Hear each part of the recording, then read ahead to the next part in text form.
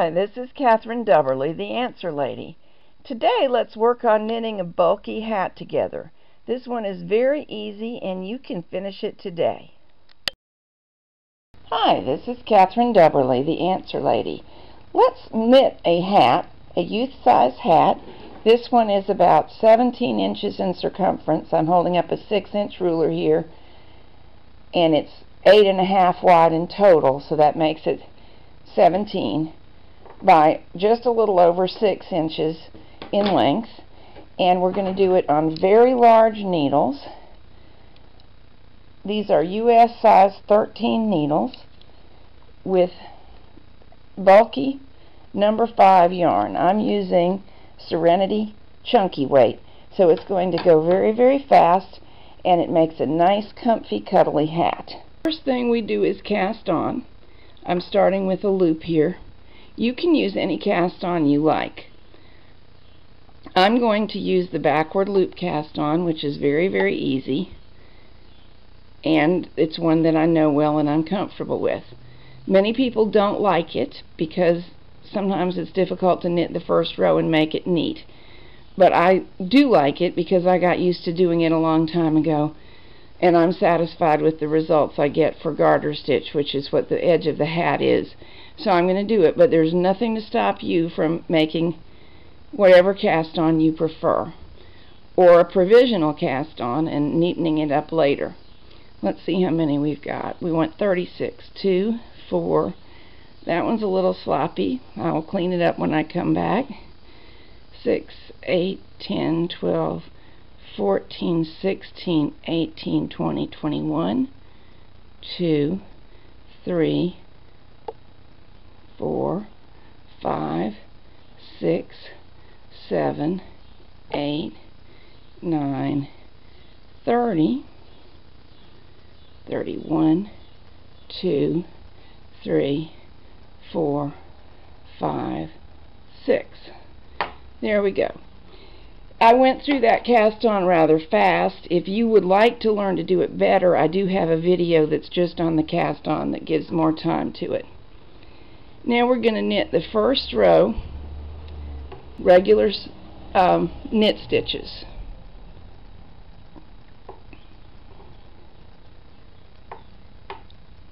I know that you are probably looking at my hands and saying, "You knit funny." I know it. It's alright. We can all knit the way we want to, and this is the way that works for me. There's a strange story behind why I knit this way, but we'll save that for another time. So you need to knit your first row with all knit stitches, the first row after the cast on. When I get to the stitch that I split casting on, I will correct it before I knit it off.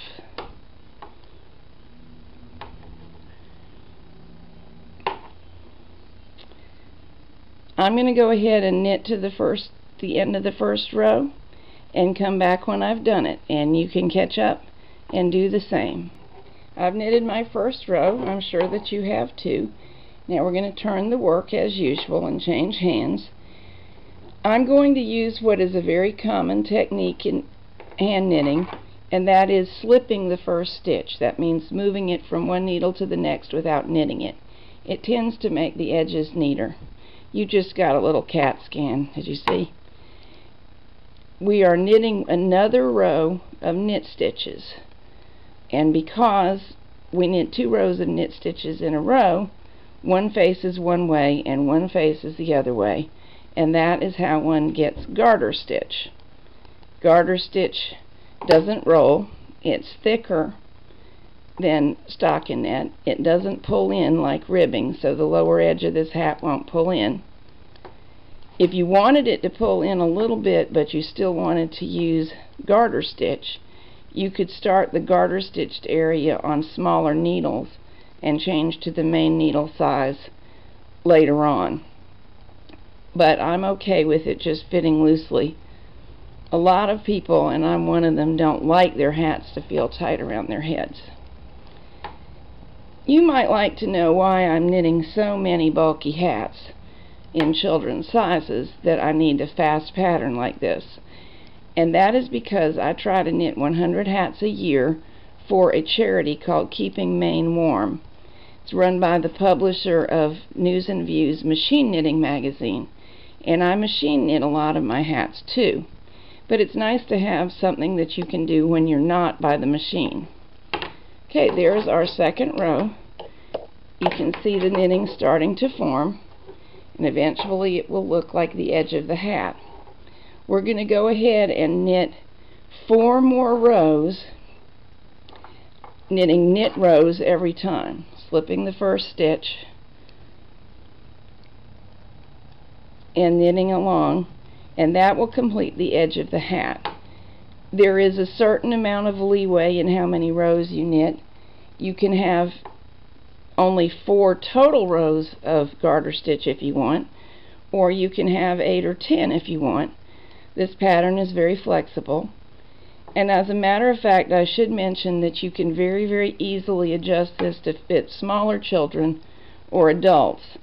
I'd add or subtract 4 stitches at a time. So an adult hat would be more like 40 stitches. A hat for a smaller child would be more like 32, and a baby hat I'd probably go down to 28. In order to fine-tune the fit that you get, what you want to measure is the exact gauge you personally get when you're knitting the hat. Knit the first one using my basic instructions, and then tweak it a little bit so that it fits the people in your life best. Okay. I will see you when I have knitted 6 rows and you have knitted 6 rows. Here is my 6 rows. If you lose track, here's how you know what you're going to be needing to do. See, there are 3 rows of ridges on this side. There should be 3 on the other side. There's my cast on. There's 1, 2, and there's the 3rd row of ridges. Now we're going to switch to stockinette or stocking stitch. And because I last knitted a knit row, and there it is there, to make it come out stockinette, I need to knit a purl row. For purl, let me move this out of your field of vision. I'm still going to slip the first stitch, and you're going to get another good laugh at the way I make my purl stitches, but hey, they're working for me. Actually, the way that I do my knits and purls, the knits and purls are not exactly opposite one another, and I know that, so there's no need to tell me. This movement that I'm about to make would be a truly opposite purl stitch, but I go in from there. And again, there's a strange story behind why I do it, but when I tried to switch, I succeeded, but decided that I really enjoyed doing it this way more, and that I liked the fabric very well for the purposes I was using it, so I decided perhaps the knitting police would let me go. So far they haven't banged the door down. Now while I purl this row, let's talk a little bit more about the charity that I'm knitting for. Here is its reason for being. The publisher of News and Views is named Linda Williams, and one of her daughters is a school teacher and was horrified to discover how many students came to school hatless in Maine in the winter because of difficult circumstances that didn't permit the families to have everything that they needed. And Linda decided to try to do something about it. So she founded a charity called Keeping Maine Warm. And you can read about her charity, and you can contribute hats, and you can even join in a hat contest and win some cool prizes by visiting her website, which is countryknittingofmaine.com. Now, in order to try to help promote the charity and help it with its work, because I design a whole lot of knitting patterns both for the magazine and for sale on my website, I decided to contribute my hats that I make for all of those things. I make more than I could ever in a million years wear myself. And I make quite a few more out of leftover yarn and odds and ends in order to forward her efforts. And so far we've done really well. More and more people are joining in. Every year the hats are very well received. And I have changed to knitting a knit row, as I'm sure you noticed, slipping the first stitch as I always am, just because it makes a neat edge that's also a little bit easier to seam than knitting the first stitch. And sometimes people think, well, if you never knit the stitch, why doesn't the knitting get really short there? But you do knit the stitch. I'll knit it at the end of this row, but not at the first of the next. So the edge stitches get knitted every other row, and that keeps the edge from looking floppy. And what we're going to do is knit about 7 rows of knit stitch. But you don't have to knit 7. You can knit more if you want the hat to come out longer, or less if you want it shorter, though I doubt that you would. But you want, for this size hat, see the first decrease right there? You can see the stitches coming together. Above your hat band, which is the garter stitch, you want at least 2.5, maybe 2 3/4 inches of plain stockinette knitting. So measure your work, and then you'll know when to stop. I'm going to keep knitting my knit and purl rows, and you do that too, and when we all have 2.5 or 2 3/4 inches, we'll get back together and work on the decreases. Hey, one little refinement. I've got 2.5 inches of knitting now, but I just knitted a knit row, so my next row is a purl row, and I want to make all of my decreases on knit rows.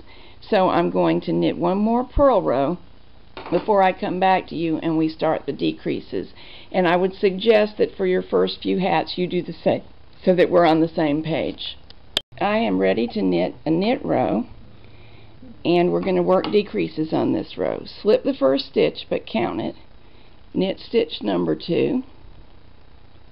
Now knit stitches 3 and 4 together. Knit 2 together. There's a decrease. We're going to do this all the way across. Knit 1, 2 stitches normally. Knit 2 together, working a decrease. This will be shaping the crown. 1, 2 normal stitches, knit 2 together. 1, 2, knit 2 together. You can probably see it starting to pull in a little bit already to make the crown shape. Let's do some more. 1, 2, knitting 2 together. I'm going to do this one slowly. I'm working my needle through 2 stitches at the same time, picking up the yarn as normal, and knitting only 1 stitch. 1, 2, knit 2 together.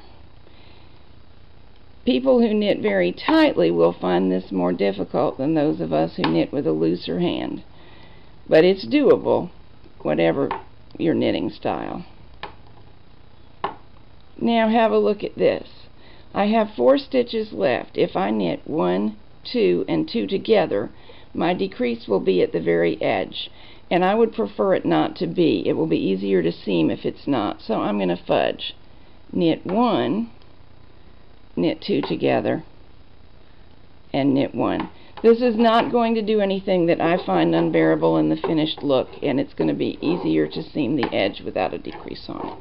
So now we'll turn around and we'll work a purl row in the normal way. I'm not going to work any decreases on purl rows.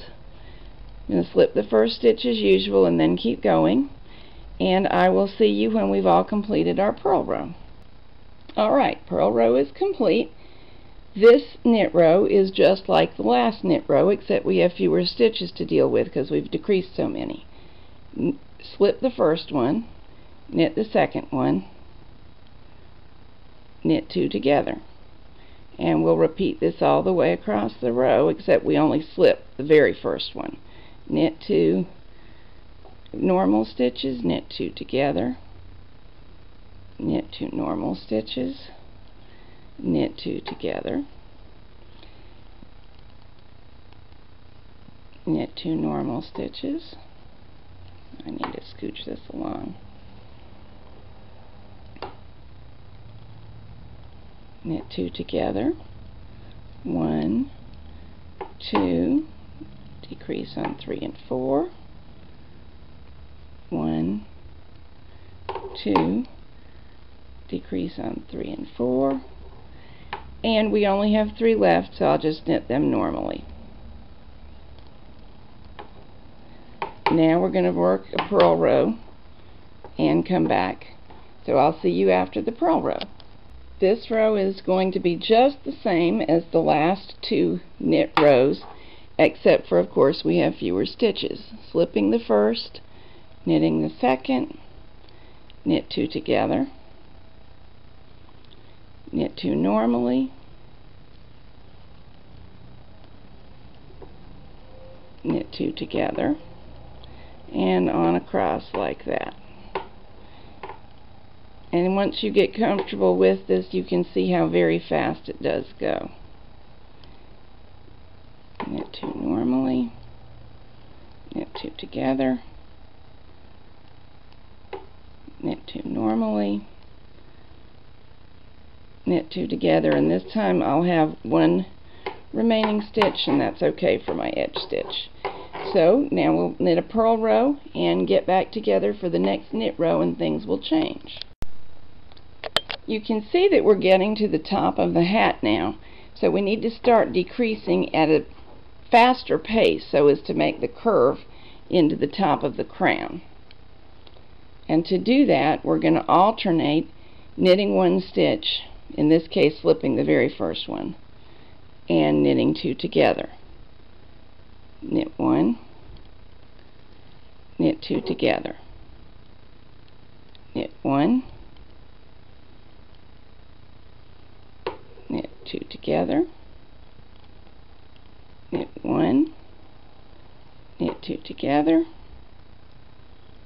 and this is going to work out okay because I don't have to decrease on an edge stitch, but if I did, because I had changed my stitch count, I would move it over as I showed you before. Now we just have a few stitches left. Let's knit a purl row and get back together when we've done that. We are very near finished now. As you can see, we're right up at the top. So this row will be different than any of the other rows. We're going to decrease very rapidly by knitting 2 together all the way across. And I am going to go ahead and knit the first stitch as one of the 2 in this instance.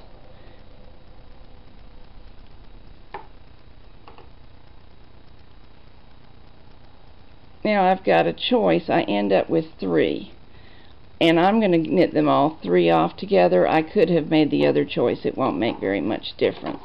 But we're about ready to gather these stitches off. Okay, here we are with just a few stitches left. Here's my working yarn, and because these stitches are large and there are only a few, I can grab right below them and slide my needle out and slide this crochet hook in so as to be able to grab the working yarn tail and pull it through. And I'm going to use it to gather the stitches tightly and knot it all in one step. So our hat is basically finished. Now we just need to seam it. There are a lot of ways you could do this. You could back stitch, you could mattress stitch, but what I'm going to do, because it's easy and quick for me, is work a chain stitch through the edge stitches.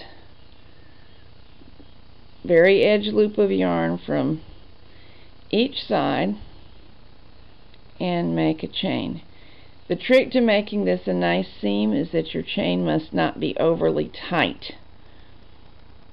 Otherwise, if it is overly tight, it will pull the seam up and make the seam really obvious. But if it's not overly tight, it will stretch in a way similar to the way the vertical dimension of the knitting stretches. Let's see, that one's been worked into, so I need to go into this one.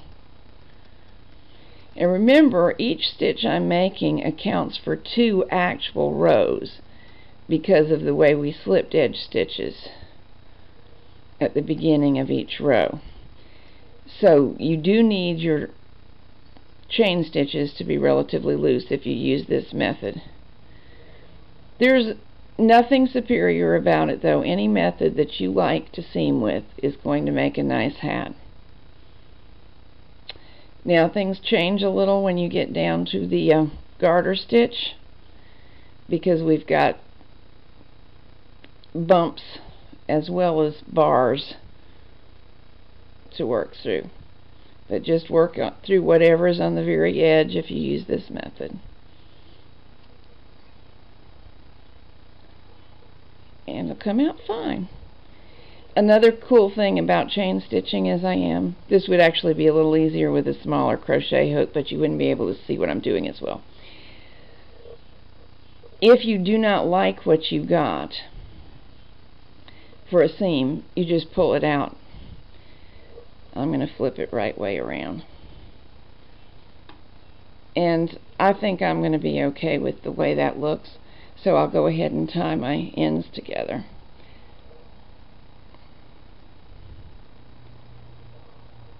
Now here's a little trick. Crochet hook will work too, but something very easy to weave the ends in with is a latch hook. This is from a knitting machine needle, actually. And if I work it through the stitches and grab my yarn tails, I can just pull it through. Now I can trim it off. Anything else that sticks out, that should stay put for the life of the hat. I can pull it into shape, get the fuzz off of it, and there we go. Here's the one that I showed you with to begin, and here's the new one. And this would fit a medium-sized child to youth. We all vary a little bit. Even adults, we don't all have the same size head. I hope you have fun knitting your hats. Bye now.